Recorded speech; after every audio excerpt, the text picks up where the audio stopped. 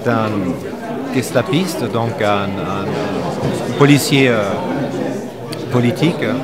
Il est très méthodique, très imbibé de lui, comme beaucoup de nazis à l'époque.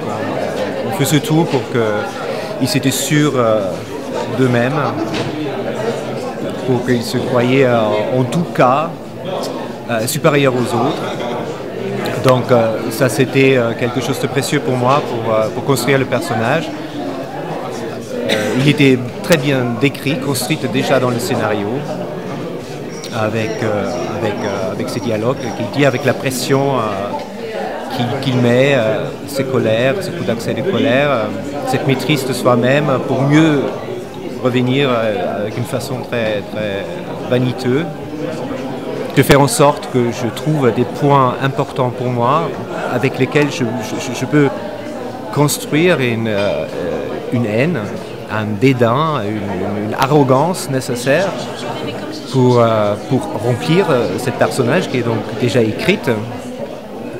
Je fais beaucoup de travail historique, je regarde beaucoup de documents d'origine, je lis beaucoup de livres, je fais un petit travail d'études sur cette époque, depuis des années d'ailleurs, parce que ça me, entre guillemets, ça me hante. Je ne pense pas tous les jours, mais c'est quelque chose qui est profondément pressant en moi. Je ne me sens pas coupable, mais le fait que l'homme peut aller aussi loin me désole profondément. Je crois que le sens profond, c'est que cette haine-là n'a pas de sens. Voilà, elle est absurde.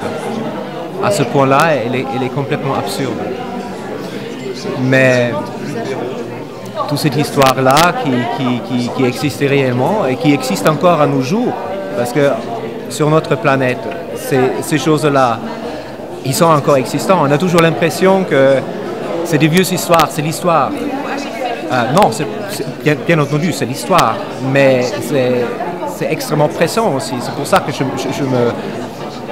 me suis énormément attaché à rendre Hauser, mon personnage, humain. De ne pas jouer une caricature. C'était des gens, tout à fait, ils avaient des familles, ils avaient des femmes, ils aimaient le sexe, ils aimaient danser, ils aimaient boire, ils aimaient chanter, rire. Sauf qu'ils ont ri d'autre chose que les résistants, par exemple.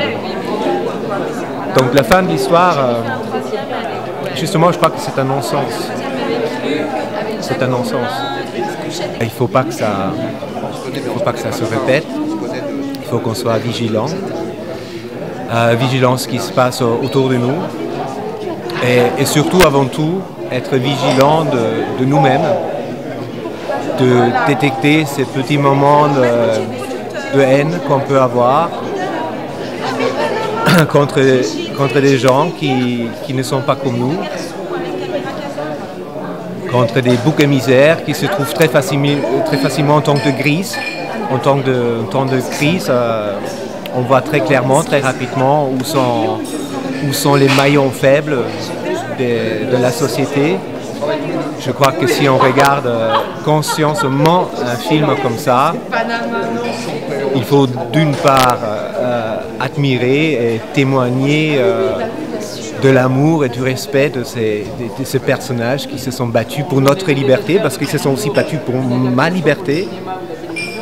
Parce que je considère que l'Allemagne était libérée, mes parents étaient libérés, moi je vis libre grâce à tous ces gens qui ont laissé leur peau. Si des films sont faits pour cela, c'est d'une part de se rappeler qu'il y a des gens qui défendent la liberté de chacune et de chacun, au risque de mourir, et que nous ne sommes pas à l'abri d'un totalitarisme ou d'une haine gratuite envers autrui. Si on est français, allemand, chinois, japonais ou arabe,